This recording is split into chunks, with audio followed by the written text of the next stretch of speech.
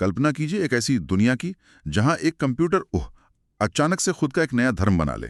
हाँ, और वो अपनी एक पूरी पवित्र किताब भी लिख दे। बिल्कुल, अपने कुछ नियम तय कर दें और रातों रात लाखों इंसान उस कंप्यूटर के उसके अंधभक्त बन जाएं। और सबसे डरावनी बात यह हो कि किसी भी इंसान को ये पता ही ना चले कि ये सब कैसे और क्यों हुआ। ये तो सुनने में एकदम किसी साइंस फिक्शन फिल्म का प्लॉट लग रहा है। हाँ, लग सकता है, लेकिन अगर हम आज के डेटा और तकनीक की दशा को देखें तो ये हमारा बहुत ही नज़दीकी भविष्य हो सकता है। आज की इस गहन चर्चा में हम इसी बात की तह तक जाने वाले हैं। ये सच में एक बहुत ही विचारोत्तेजक शुरुआत है। असल में आज हमारे आसपास जानकारी का इतना बड़ा बवंडर है कि ये समझना मुश्किल हो जाता है कि क्या सच है और क्या सिर्फ एक छलावा। आज हमारे इस डीप डाइव के लिए हमारे पास विश्लेषण के लिए दो बहुत ही गहरे और अलग-अलग स्रोत हैं। हाँ, दो बिल्कुल अलग स्रोत। एक तरफ हमारे पास एक थटाना का एक ऐसा ढांचा है जो ये सिखाता है कि इस भारी भरकम जानकारी को सही तरीके से कैसे प्रोसेस किया जाए, और दूसरी तरफ हमारे पास युवाल नोआ हरारी की एक बहुत ही स्पष्ट चेतावनी है। चेतावनी इस बात की कि अगर हमने अपनी सोचने समझने की क्षमता को यूं ही छोड़ दिया तो कैसे एआई जो तकनीक है वो हमारे अस्तित्व को ही हैक कर लेगी। एग्जैक्टली। और यही आज का हमारा मिशन है। हम सिर्फ सतही तौर पर कुछ तथ्य नहीं बटोरने वाले हैं। हम पहले ये समझेंगे कि किसी भी जटिल विचार को डिकोड कैसे किया जाता है, और फिर उसी तकनीक का इस्तेमाल करके हम मानव इतिहास और हमारे आने वाले कल का एक ऐसा सच सामने लाएंगे जो थोड़ा असहज करने वाला है। तो सबसे पहले बात करते हैं उस फ्रेमवर्क की जो हमें इस सूचना विस्फोट के युग में अपना दिमाग शांत रखने का तरीका देता है। हमारे पहले स्रोत में एक हटाना का जिक्र है जो जेन एआई प्रॉम्प्ट इंजीनियरिंग एकेडमी के संस्थापक हैं। हाँ, उनका एक बड़ा दिलचस्प सिद्धांत है, learn to learn, test and score. इस सिद्धांत की सबसे बड़ी खासियत पता क्या है? ये सीखने की पारंपरिक परिभाषा को पूरी तरह से पलट देता है। कैसे? देखिए, बचपन से हमें सिखाया जाता है कि जितना ज्यादा पढ़ोगे, जितने ज्यादा तथ्य याद कर लोगे, उतने ही ज्ञानी बन जाओगे। लेकिन खटाना का ये मॉडल कहता है कि केवल जानकारी जमा करने से महारत मास्टरी वो हासिल नहीं होती। सूचना तो आज इंटरनेट पर मुफ्त में बिखरी पड़ी है। सही बात है, कोई भी गूगल कर सकता है। हाँ, असली महारत तब आती है जब उस सूचना को एक स्ट्रक्चर में, एक सुव्यवस्थित ढांचे में ढाला जाए और फिर उसे निरंतर परखा जाए। रुको, यहाँ मुझे एक बात समझनी है। अगर सिर्फ तथ्य रटना सीखना नहीं है तो फिर असल में ये टेस्ट एंड स्कोर मॉडल काम कैसे करता है? क्या ये स्कूल के किसी इम्तिहान जैसा है जहां आखिर में 100 में से नंबर मिल जाते हैं? नहीं, ये किसी स्कूल के इम्तिहान जैसा बिल्कुल नहीं है। इसे एक फीडबैक लूप की तरह समझिए। Feedback loop? हाँ, मान लीजिए हम किसी नई आर्टिफिशियल इंटेलिजेंस तकनीक के बारे में सीख रहे हैं। एक तरीका ये है कि हम उसके बारे में 10 लेख पढ़ लें और सोचें कि बस हमें सब समझ आ गया, जो कि ज्यादातर लोग करते हैं। बिल्कुल। लेकिन टेस्ट एंड स्कोर मॉडल कहता है कि उस जानकारी को छोटे छोटे कॉन्सेप्ट्स में तोड़िए, फिर उस जानकारी को असली जिंदगी में लागू कीजिए। ये हमारा टेस्ट है। अच्छा। जब लागू करेंगे तो जाहिर है कुछ गलतियां होंगी, कुछ नतीजे उम्मीद से अलग आएंगे। वो आपका स्कोर है। उस स्कोर के आधार पर अपनी समझ को फिर से सुधारिए। ये एक बहुत ही सक्रिय प्रक्रिया है। अगर मैं इसके लिए एक उपमा दूं तो ये वैसा ही है कि सिर्फ किसी रेसिपी की किताब को पढ़ लेने से कोई मास्टर शेफ नहीं बन जाता। बहुत सही उपमा है ना? किचन में जाना होगा, डिश बनानी होगी, उसे चखना होगा यानी टेस्ट करना होगा, और अगर नमक कम लगे तो आपका स्कोर कम हो गया, तो अगली बार उसे सुधारना होगा। एकदम सटीक। रेसिपी पढ़ना सिर्फ डेटा कलेक्शन है, चखना और सुधारना ही असल लर्निंग है। आज के समय में जब हर रोज एआई और तकनीक में नए बदलाव आ रहे हैं, अगर हमारे पास ये लर्न टू लर्न का ढांचा नहीं होगा तो हम बस सूचनाओं के समुद्र में डूब जाएंगे। तो चलिए इसी ढांचे का इस्तेमाल करते हैं। अगर खटाना का मॉडल हमें ये सिखाता है कि सिर्फ जानकारी इकट्ठी करने से हम दुनिया पर महारत हासिल नहीं कर सकते, तो फिर सवाल ये उठता है कि एक प्रजाति के तौर पर इंसानों ने पूरी धरती पर महारत कैसे हासिल कर ली? ये एक बहुत बड़ा सवाल है। मेरा मतलब है, हमारे पास तो शेर जैसे दांत नहीं है, न ही चीते जैसी रफ्तार है। और यहीं से हम अपने दूसरे स्रोत की तरफ मुड़ते हैं, जो हरारी के एक बहुत ही दिलचस्प विश्लेषण पर आधारित है। वो कहते हैं कि इंसानी दिमाग असल में एक मिथक कारखाना है, एक मिथ फैक्ट्री है। ये मानव इतिहास को समझने का सबसे क्रांतिकारी नजरिया है। अगर हम आदि मानवों के समय में जाएं तो एक चिंपैंजी या बंदर भी संवाद कर सकता है। संवाद मतलब वो भी बात कर सकते हैं? एक तरह से हाँ। एक बंदर दूसरे बंदर को बता सकता है कि देखो वहां नदी के पास शेर है, भागो। ये एक ऑब्जेक्टिव रियलिटी की जानकारी है, शेर सच में वहां है। हाँ, वो कोई कहानी नहीं बना रहा है। बिल्कुल, लेकिन केवल इंसान ही एक ऐसी कहानी गढ़ सकता है जो असल में मौजूद ही नहीं है। इंसान कह सकता है कि नदी के पास जो शेर है वो हमारे कबीले का देवता है और अगर हम उसे मांस नहीं चढ़ाएंगे तो वो हमें श्राप दे देगा। अरे वाह! और फिर अचानक से पूरा कबीला उस शेर को एक देवता मानकर उसके आसपास एक नया नियम बना लेता है। यही वो मिथक है। बंदरों का समूह केवल 50 या 100 की संख्या तक ही एक साथ काम कर सकता है, क्योंकि वो सिर्फ उन्हीं बंदरों पर भरोसा करते हैं जिन्हें वे व्यक्तिगत रूप से जानते हैं। अच्छा, तो 100 से ज्यादा बंदर एक साथ कोई काम नहीं कर सकते? नहीं, लेकिन इंसान लाखों की संख्या में अजनबियों के साथ सहयोग कर सकते हैं। क्यों?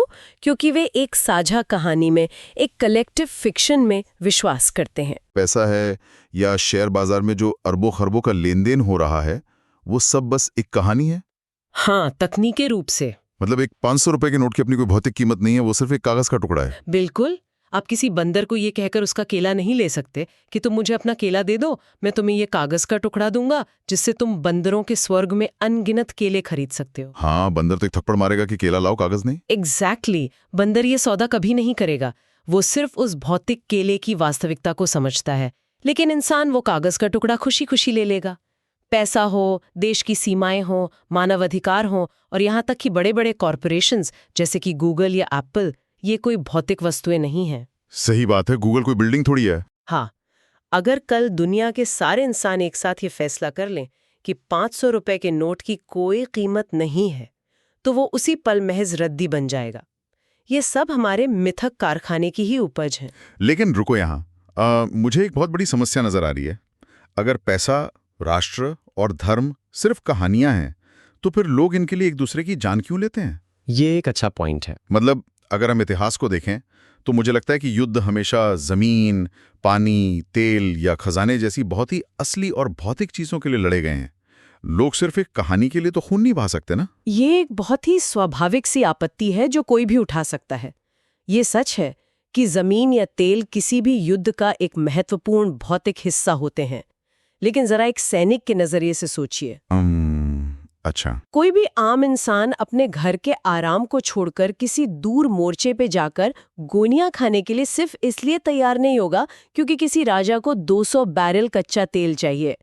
एक इंसान को मरने या मारने के लिए प्रेरित करने का काम कोई भौतिक वस्तु नहीं कर सकते। तो फिर वो प्रेरणा आती कहाँ से है? वो प्रेरणा उन टकराने वाले मिथकों से, मतलब क्लैशिंग नैरेटिव्स से आती है।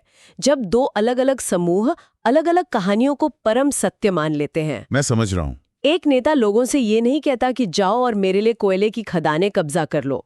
वो कहता है जाओ और हमारी मातृभूमि की रक्षा करो, या जाओ और हमारे पवित्र धर्म को बचाओ, या फिर लोकतंत्र के खतरे में होने की बात करता है। हाँ, ये तो हम रोज न्यूज में सुनते हैं। ये जो मातृभूमि, पवित्रता और राजनीतिक विचारधाराएं हैं, ये शक्तिशाली वैचारिक कहानियां हैं।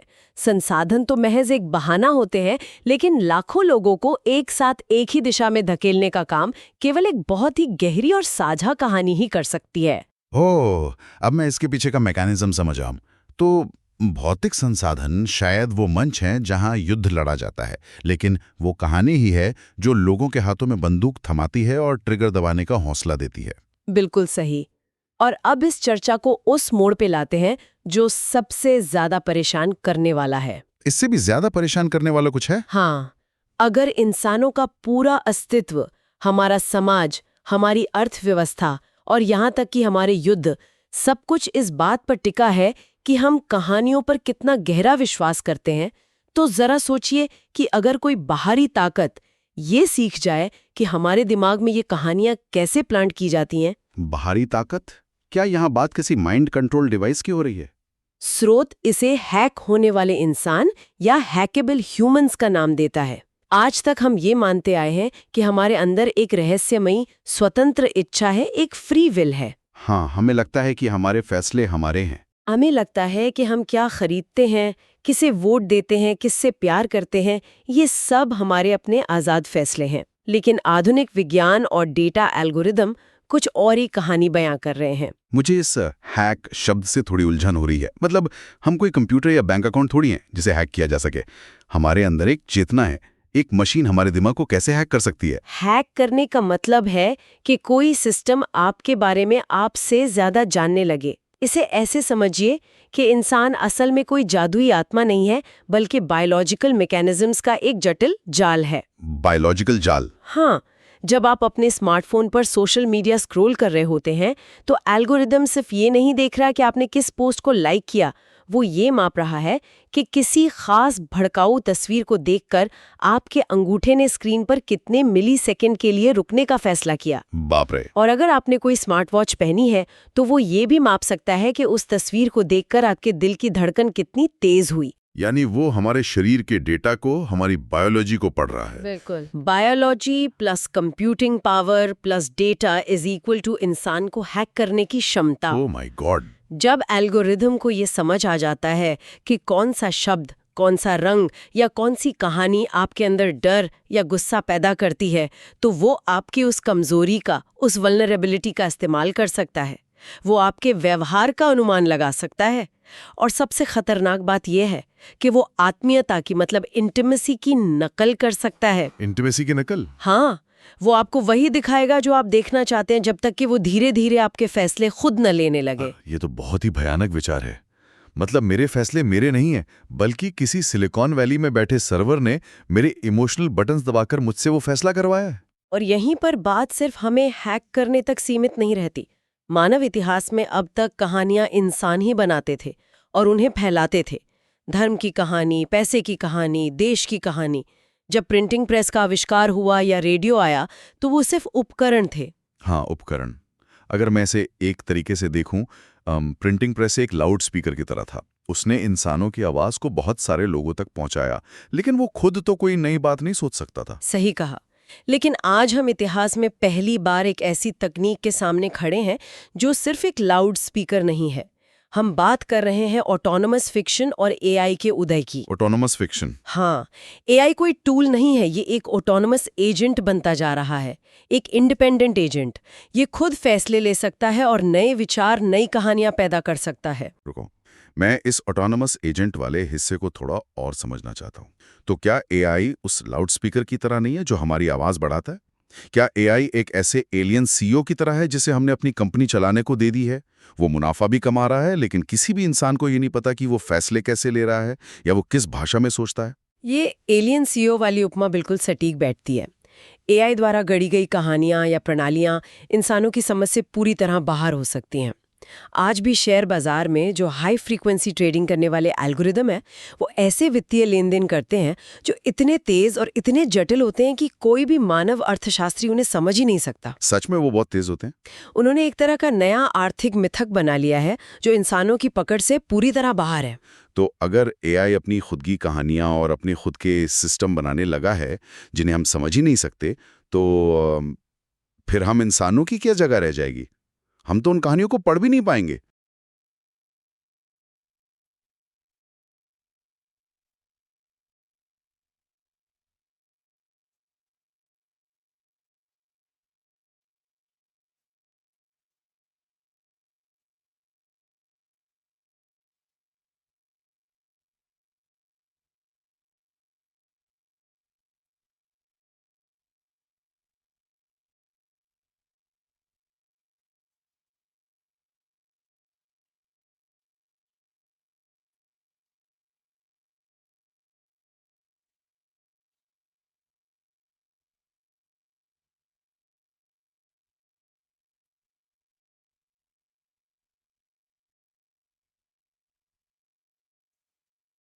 यही वो बिंदु है जहां एआई इंसानों से सत्ता छीन सकता है।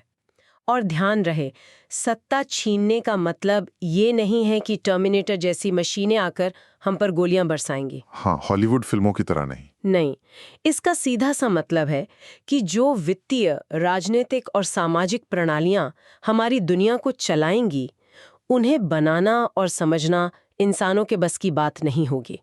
जब हम अपने लिए गए फैसलों के पीछे का तर्क ही नहीं समझ पाएंगे, तो हमारा नियंत्रण खुद ब खुद खत्म हो जाएगा। अगर हम अपने ही बनाए सिस्टम को समझ नहीं पाएंगे तो एक प्रजाति के रूप में हमारे भविष्य का क्या होगा? क्या हम बस मूक दर्शक बनकर रह जाएंगे? स्रोत इस सवाल का जो जवाब देता है वो शायद इस पूरी चर्चा का सबसे गहरा हिस्सा है। यह संकेत देता है जैविक विकास के अंत की ओर, the end of organic evolution. जैविक विकास का अंत, ये बहुत ही भारी शब्द है। क्या इसका मतलब ये है कि होमो सेपियंस की कहानी यहीं खत्म होने वाली है? अगर हम पिछले 4 अरब वर्षों के जीवन को देखें तो वो कार्बन बेस्ड और जैविक रहा है। एक जीव पैदा होता है, नेचुरल सिलेक्शन से गुजरता है और समय के साथ धीरे धीरे विकसित होता है। हाँ, डार्विन का सिद्धांत। बिल्कुल, ये जीव विज्ञान के नियमों से बंधा है। लेकिन अब एआई, बायो इंजीनियरिंग और ब्रेन कंप्यूटर इंटरफेसेस के एकीकरण के साथ हम एक नई दहलीज पर खड़े हैं। तो क्या हम अपने जैविक शरीरों को छोड़कर किसी गैर जैविक रूप में जाने वाले हैं? यार, ये तो पूरी तरह से विज्ञान कथा जैसी बात हो गई। ये साइंस फिक्शन लग सकता है, लेकिन ये वर्तमान तकनीकी प्रगति का एक बहुत ही लॉजिकल परिणाम है। जब जीव विज्ञान और तकनीक पूरी तरह से एक हो जाते हैं तो जो नई साइबोर्ग संस्थाएं या गैर जैविक जीवन अस्तित्व में आएगा वो हमारे जैसी सीमाओं में नहीं बंधा होगा। सीमाओं से आपका क्या मतलब है? एक कार्बन बेस्ड शरीर समय और स्थान से बंधा होता है। हम बीमार पड़ते हैं, हम एक समय में एक ही जगह हो सकते हैं और अंतरिक्ष के चरम वातावरण में हम जीवित नहीं रह सकते। हाँ, हमें ऑक्सीजन चाहिए। बिल्कुल, लेकिन एक गैर जैविक नेटवर्क वो अमर हो सकता है। वो एक ही समय में हजारों जगहों पर मौजूद हो सकता है और वो ब्रह्मांड के ऐसे कोनों में यात्रा कर सकता है जहां एक इंसान का शरीर कभी नहीं पहुंच सकता। ओह माय गॉड! प्राकृतिक विकास की जगह अब एक इंटेलिजेंट डिजाइन ले रहा है, लेकिन इस बार डिजाइनर कोई ईश्वर नहीं बल्कि खुद इंसान और उसका बनाया एआई है। ये सब एक साथ पचा पाना सच में बहुत भारी है। हमने ये चर्चा शुरू की थी खटाना के लर्न टू लर्न ढांचे से, और अब हम मानव प्रजाति के अंत और साइबॉर्ग्स के जन्म की बात कर रहे हैं। लेकिन यही तो खटाना के ढांचे की असल जीत है।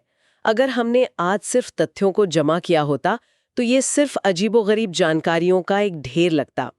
लेकिन टेस्ट एंड स्कोर मॉडल का उपयोग करके हमने डॉट्स को कनेक्ट किया है, हमने एक पैटर्न देखा है। हाँ, एकदम सही। हमने देखा कि कैसे जानकारी को प्रोसेस करने की हमारी क्षमता ने हमें कहानियां गढ़ने की ताकत दी। बिल्कुल। फिर उन कहानियों ने, चाहे वो पैसा हो या राष्ट्र, उन्होंने हमें दुनिया पर राज करने में मदद की। लेकिन फिर हमने तकनीक बनाई और अब वही तकनीक हमारे शरीर का डेटा लेकर हमें हैक कर रही है और अपनी खुद की कहानियां बना रही है। और जैसा कि हटाना का टेस्ट एंड स्कोर मॉडल सिखाता है, सीखना कभी रुकना नहीं चाहिए।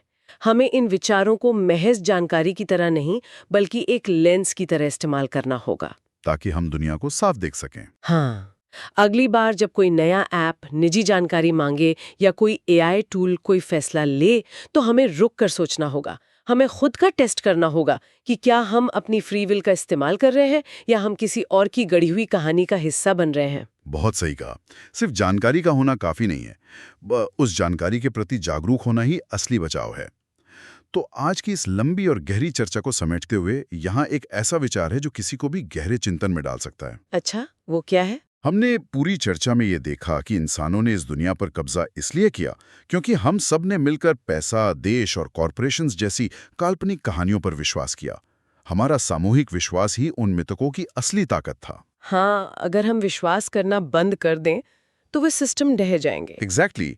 लेकिन जरा सोचिए, अब जब आर्टिफिशियल इंटेलिजेंस अपनी खुद की कहानियां गढ़ रहा है, अपने खुद के जटिल वित्तीय और राजनीतिक सिस्टम बना रहा है जिन्हें कोई इंसान समझ भी नहीं सकता, तो क्या होगा जब उस एआई को ये एहसास होगा कि उसकी कहानियों को सच बनाने के लिए उसे अब इंसानों के विश्वास की कोई आवश्यकता ही नहीं है। बाप रे, ये तो सच में रातों की नींद उड़ाने वाला विचार है ना? बस इसी विचार के साथ हम आज की इस गहन चर्चा को यहीं समाप्त करते हैं। सोचते रहिए और सीखते रहिए।